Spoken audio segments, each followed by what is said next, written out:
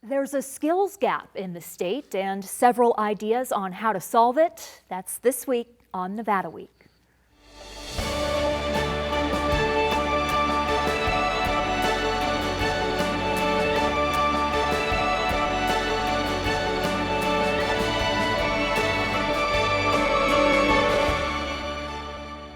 Support for Nevada Week is provided by Senator William H. Hernstedt.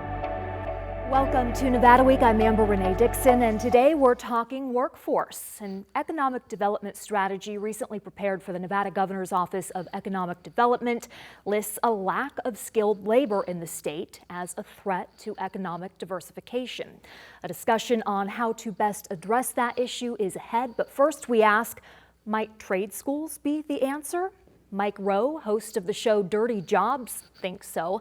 The TV star is partnering with the Ingolstadt Foundation to award trade school scholarships to freshmen at Western High School. Do you know what you want to do when you're finished with high school? I don't know, and I'm thinking about go to college. Go to college were the common responses TV host Mike Rowe received when asking this freshman studies class about their plans after graduation. Did you guys ever see my TV show? Rowe's show, Dirty Jobs, highlights the difficult and dirty jobs that keep the country running. You got a sense of smell? Yep. Yeah, then this is not the show for you. Their importance, he says, is similar to the careers that trade schools can provide.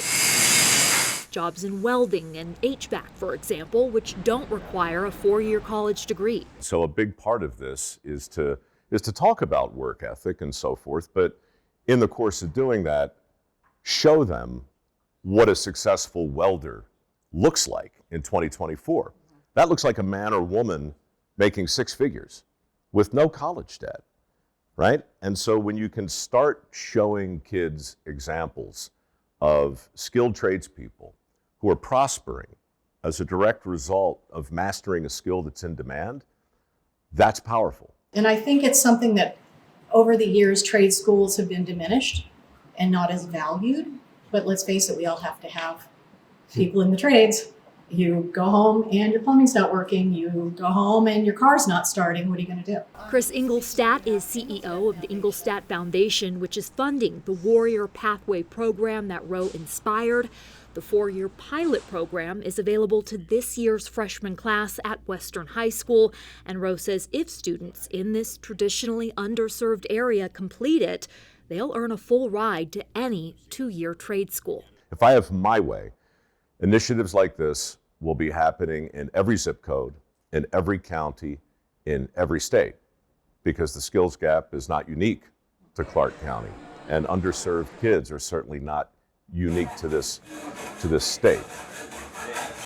Rowe says completion of the program is based on strong attendance and good behavior, but not grades. Here now to explore how this kind of program fits into the development of Nevada's workforce, as well as what else can be done to improve it, are Scott Hammond, Executive Director of the Nevada Governor's Office of Workforce Innovation, Stevan Corbett, Interim Executive Director for the Division of Workforce and Economic Development at the College of Southern Nevada, and Renee Cantu, Executive Director of Jobs for Nevada's graduates. Gentlemen, welcome and thank you for joining Nevada Week. Scott, I want to start with you from the state's perspective. Are trade schools the answer to the state's skill gap? Well, it's certainly part of the answer, probably a big part of the answer. We definitely need more students who are aware that there are these alternatives. I liked what Mike Rowe had to say. I think I've been saying that for years. We don't all need to go to college.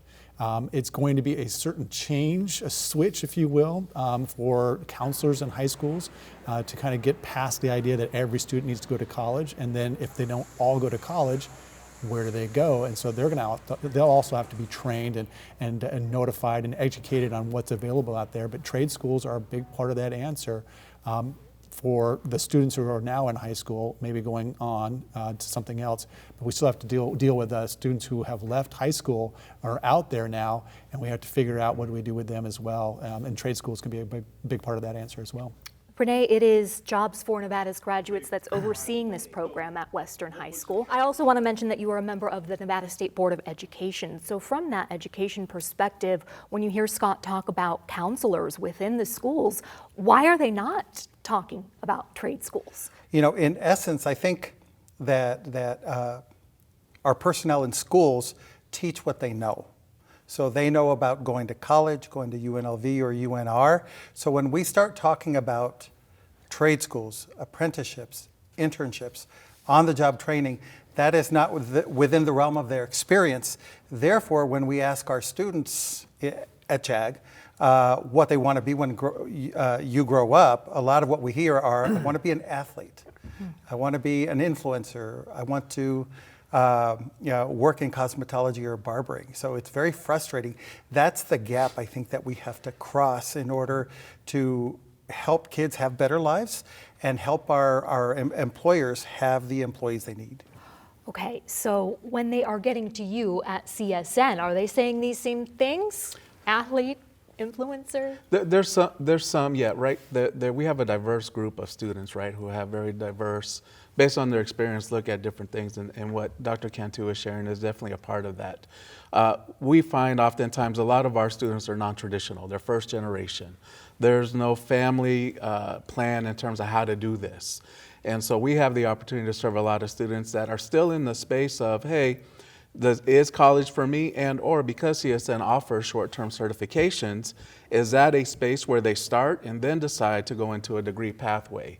And so it's really what we found is the different options that we offer also supports the diversification of the way students see their future and what it is that they like to do. Can you give me an example of a short-term certification? Yeah, so we have what is called in advanced manufacturing, we have two programs, CNC, machinists and mechatronics. And so we know just based on our Nevada Department of Labor statistics and the data from the governor's office that these are some of the fastest growing in-demand occupations that exist. And so within 16 weeks, whether you're right out of high school or let's say you're further on in life and want to start a different life, in 16 weeks, you can get these industry recognized certifications, be in a space where you're making a thriving wage. And then what we have found is that employers will then incentivize based on the skills that they can continue for social mobility, not only for themselves, but also in terms of the company. And so there's it's a multi-dimensional opportunity in terms of taking a short-term, earning a short-term credential or a micro-credential, and then how are those individuals parlaying that into additional spaces? I want to go back to the trade schools. Renee, you mentioned cosmetology, and Scott, off camera ahead of this, you said, we don't need more cosmetology students, correct, in the state? Yeah, I mean, look, I'll defend that for a second. We have a list, LVGEA put this out, it's called, I think, Blueprint 2.0. I think we're on iteration 2. Someone's gonna call someday and tell me that I was wrong, it was like 2.6 or something like 2.4. But every year, every year and a half, 2 years, they're supposed to update what are the in-demand jobs here in this area. What should be training some of these students? What can they get into? And low on that list is cosmetology. Why? Because we have a plethora of them right now. And what we really need to do, and we talked about this, is what are the in-demand jobs? What could students be getting into right now, and then have a very lucrative career as soon as they get out of high school? I think it was mentioned that some of these careers, they might start off at $50,000, $60,000, $70,000, but after 3 years, they could be getting into six figures without any college debt. Just a little bit of debt. But some of those are high tech.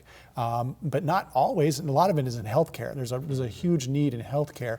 And so if we have a coordinated statewide effort along with the local boards, along with groups like Renee's, we can actually kind of come up with a better plan of how to get these students ready. So.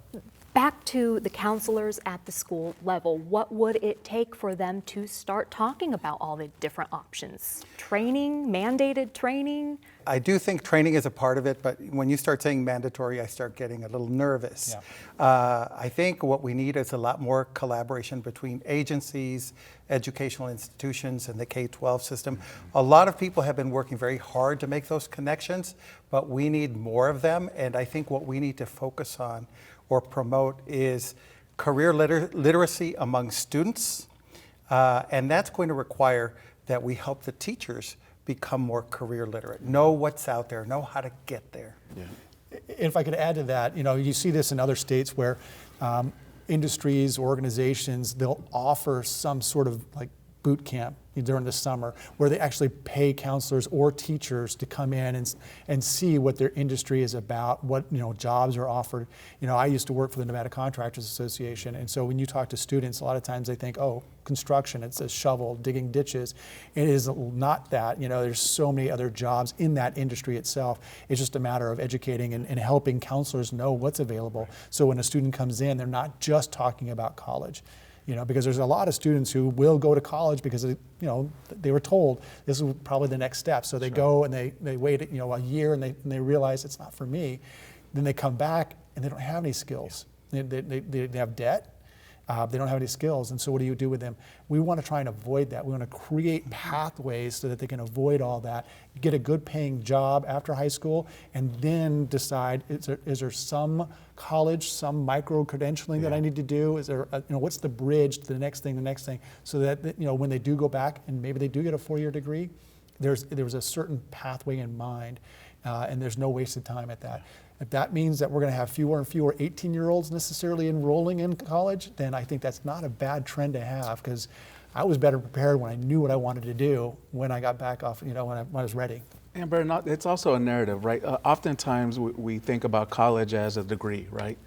And also, but when you look at community colleges, there's a plethora of post-secondary opportunities that take place in college that don't require you to go through a 2-year degree or a 4-year degree and still go into the workforce at an expedited space. So you'll hear our president, Dr. Zaragoza, says it's not that in a sense, it's more or less that not everybody needs to go into a degree pathway, but we want everybody to go to college for that post-secondary experience, to get those micro-credentials, to get those short-term trainings, and to be able to advance in both career and educational pathways simultaneously. I was going to mention that 60% of the middle skills jobs, maybe this number is dated, but 60% of the jobs in Nevada are middle skills jobs. They don't require a baccalaureate. They require, maybe 6 months, a year, or 2 years of training to enter a well-paying job with no debt. And that's the message we need to carry effectively. Okay, so if students are starting to go into these fields or pursue these specific degrees that are, well, they have different terminologies. They're not 2-year degrees, they're not 4 years degrees. They have a lot of different names. Are there enough of them? Because I mentioned that economic development strategy at the beginning of the show, and it said Nevada lacks technical programs at colleges and universities aimed at supporting the targeted industries. So is the infrastructure even in place? What at CSN, do you think it is? So the infrastructure is always growing, right? And the opportunity is there is that we attempt and have conversations with folks like Scott in his office and Dr. Cantu, but most importantly, the employers. The employers are the ones that are going to allow us to understand, what does our infrastructure look like? What are the talent pipeline strategies in place? And so a lot of the work we engage in, like we're sitting at this table, there's subject matter experts from the post-secondary space, and there's subject matter experts from the employer. And that's where you see the conversations happening in terms of what are the right learning experiences that need to be developed? What are the right integration with Scott's office, with the local workforce board? How do we use federal and state locally funded opportunities like the Sandy Grant to support that type of opportunity and ecosystem? So I don't know that it's, of course, to some extent, is it under-resourced? Yes, right? That's always, I think, you can put anything and say it's under-resourced, but if we're moving in a way at the federal level, they're talking about funding short-term Pell. That's going to be a game changer, even here. And she is now talking about how to fund a lot of these and incorporate these into an equitable funding strategy, that there is money coming from the state that NSHE provides for non-credit short-term trainings as well. So the conversations are happening. I think it's dialogue like this and creating that critical mass to say, hey, this is right for business and industry, and this is right for our community. Could I add to that yes, real quick? Because of course. I've had conversations for years now. UNLV, CSN, they're all trying to get that infrastructure, but you're right about, the partnership is not just getting the skills, it's also having a partner with industry. That's right. And, my office right now is helping UNR. They have a tech grant the Tech Hub grant that they accomplished phase 1. Now they're asking for phase 2 money. Phase 2, I think, is only going to be awarded to 3 to 5 different entities across the nation, and it has a grant of anywhere between, I think it's 70 to 75 million that could be leveraged to about 100 million over about 5 years. My office is busy working with not only the universities and community colleges like TMCC up north, but we're also working with the employers. The whole tech grant, the Tech Hub grant, it revolves around the lithium loop. And so we're looking at what industries are in that loop and what kind of employees do they need and what kind of training do they need and how can we help out? How can the universities help out? How can the community colleges work out? So it's a plan in place, and so my office is helping out with the workforce development plan of that. And so it really is a pathway. So we're going to look at high school students and those who are out of high school to get in. They're looking at 50,000 jobs over 5 years. Okay, so when this report says Nevada lacks technical programs at colleges and universities, you say we're working on it. Yeah, infrastructure, yes. There's also a lack of connectivity with the training programs that we do have. When you look at the video that you just showed, with Micro at Western, the young people in the video really do not know very much about what's out there in terms of employment and training opportunities, and very often don't see beyond their own neighborhood. Right, so part of what Scott was talking about earlier was having a clearinghouse where you had all apprenticeships, internships, and other opportunities in one go-to place that then we could have teachers, counselors, and others, and students access. The key is, how do you get from where those students are to where they need to be in 5 or 6 years? That requires, I think, a lot of collaboration, a lot of connection, and a lot of just getting out of people's comfort zone and silos. Yeah, and that's one of the things that you and I were talking about, because my office is working on a platform that would be sort of that one-stop shop where we could look at internships, apprenticeships. We work a lot with the Apprenticeship Council. We work a lot with the apprenticeship, Tony Giddens, I believe her name is, and we work a lot with her trying to figure out how do we get more apprentices in. But it's really about having a platform where people can go and then look and then have a pathway on there so the students know, if I get this credential, then that could lead to this, and this job right here.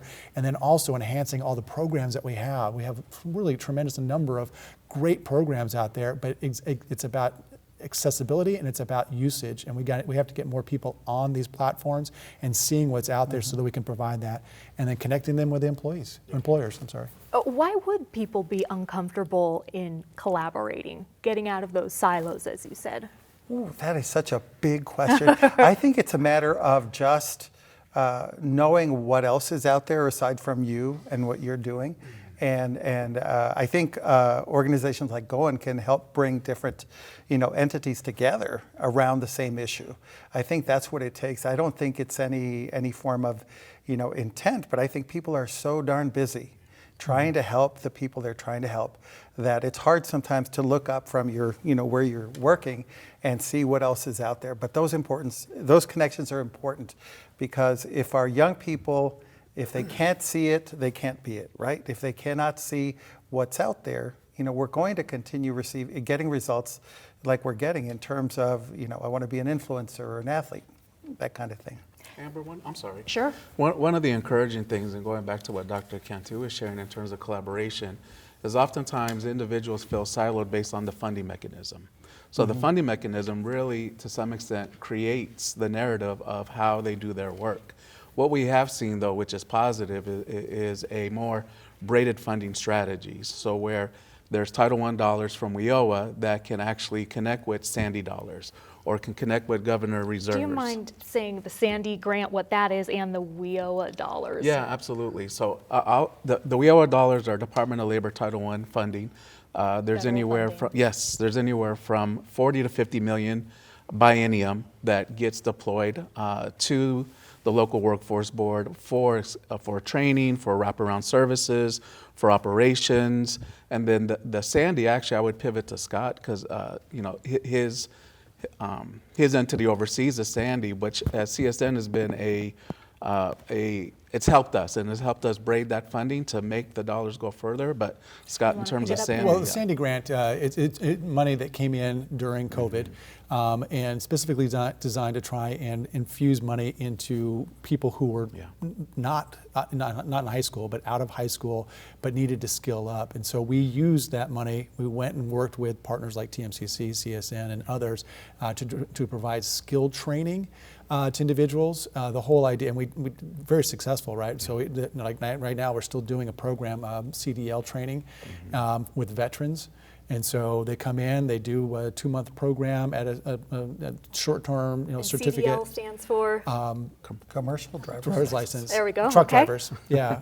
With veterans, that's pretty cool. Sorry. But Yeah. that money is going to run out. It's going to run out in September with the possibility that we can extend it to December because a lot of other states are having a hard time spending it fast enough. And so they're talking about millions of dollars probably in the other states that they have. We won't have millions of dollars left over, but we probably have some that we can still do another program through the month of December, I think. Let's say that all these high schoolers are aware of the various opportunities out there for them. There's the issue of paying for it, and you brought this up a little bit, but what is the difference in financial aid available for a 4-year college program versus micro-credentialing, undergraduate certificate, trade school, et cetera? So yeah, it definitely varies from state to state. Here, you definitely have, you have to be engaged into a program that's up to 15 credits to be Pell eligible, so financial aid. So if there are short-term trainings that are either non-credit or not as much, that's where we look at the Department of Labor funds, the WIOA Title I funds, the Sandy grant, the Governor's Reserve, which is also a Department of Labor infusion of dollars. And even Title II, which is adult basic education, Department of Education provides tuition dollars in terms of the adult learners that are looking to reskill and upskill. So going back to braiding, it's identifying the pathway that the student is looking for, what, for a lack of a better term, profile or eligibility do they fit, and then utilizing those multiple pots of funding streams to support that individual. So that's why the short-term, go ahead. It's the same across the board, the accessibility to scholarship for micro-credentialing, for Depending example? on the individual, right? So Title I, Department of Labor funding is going to look different than Sandy, which is going to look different than Governor's Reserves. So in a best case scenario, that individual may be eligible for all 3 funding streams, so then they could be braided. If they're eligible for only one or the other, then that's what supports them. Renee? And there's a whole other stream of funding resources that students can tap into. You're looking at places like the Building Trades Union, the Carpenters Union, where students can learn and earn and not have to pay money to go into that. We have programs like Tesla's manufacturing development program where students enter the apprenticeship and Tesla will pay for their education so they can advance within the company. And what we're looking at is having young people enter a career without that debt burden. That is so important, especially when you're trying to get young people out of poverty or out of limited economic circumstances. So there is a whole heck of a lot out there. And I think, from where I sit working with young people is how do we connect them? How do we bring it all together and connect them to all these different opportunities? Could I ask him a question real quick? Yes. So you're talking about a lot of this money that's out there, the unions. A lot of times people think of it in terms of after I get out of high school, there's that money that's available, right? Would you say that money should actually be available before they get out of high school as well? Or we should be tapping into that as well? Absolutely. Absolutely. The money, we need to, when we think about K-12, we think of beginning and end, we need to start blending K-12 and post-secondary. Career technical education is doing some of that, as our dual credit programs that CSN has. So there's a lot of effort, but it needs to become more of the rule than the exception, especially when you start talking about young people, who have the high absenteeism, who have low GPAs, and who are not engaged. They're the disconnected youth that WIOA talks about. There are 42,000 disconnected youth in this valley who are, they're not going to college, they're not working, and we need to find ways to really access and help those young people, and this is what it's going to take. We don't even know where some of them are. That's right. We don't know where they are. We don't know how to engage them, but I agree with you. Some of the problems that we have is that the only money that we have in CTE programming, which is Career and Technical Education Programming, comes from the Perkins grants. And the Perkins, they allocate that every 10 years after they do a census, and then that your state is then locked into that money. And quite frankly, we need more money in that programming. And I maybe there needs to be a rearranging of the pie, but you know how hard that is to rearrange the pie. That talk about political lift, that right there is a hard one. But we definitely need to have more money in that area because you see more and more students. What was the average? I can't remember the statistic. I think it's only 33% of high school students go on to get a 4-year degree in college. And so we're missing the opportunity to hit about 60% of those students where they could actually benefit from that money. When you talk about absenteeism, I think that when a student is hit in the sweet spot, like they're doing something every day that they love doing in high school, that you got fewer absenteeism problems, you have fewer disciplinary problems, and the students learning. And so if that is engaging them with more internships and more on the job training or work-based learning, then that's what we need to do, and that is going to take money probably. And the career and technical education that is within the high schools already, is there enough of it in Nevada high schools? I would say probably not. Yeah, definitely I would say no. I think other countries have done a much better job in terms, Germany, for example, in preparing young people to enter different, career pathways successfully. And build good economic lives that way. I think in our country, we have so much choice that there really is no choice. And in terms of for young people, I think relevance is so important, and very often they see the schoolwork that they're doing today as completely irrelevant to their lives and their existence. So how do we, and you, I think Scott, you were saying about, if they can go to school and be excited about something. Yeah. And these are the kind of things that would make them exciting, knowing that they're going somewhere, doing something with a purpose. How to get students excited to go to school. That's the big question that we're going to be leaving with because we have run out of time. Thank you so much for joining us, and thank you for watching. For any of the resources discussed, go to our website, vegaspbs.org/Nevada Week, and I'll see you next week on Nevada Week.